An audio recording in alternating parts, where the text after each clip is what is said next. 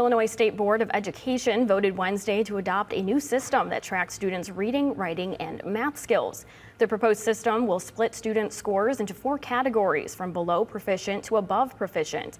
The proposal would also apply to the Illinois Assessment of Readiness, which covers English, arts, and math for 3rd through 8th grade students. State Superintendent of Education Tony Sanders said if approved, the system would start with the 2025 report card.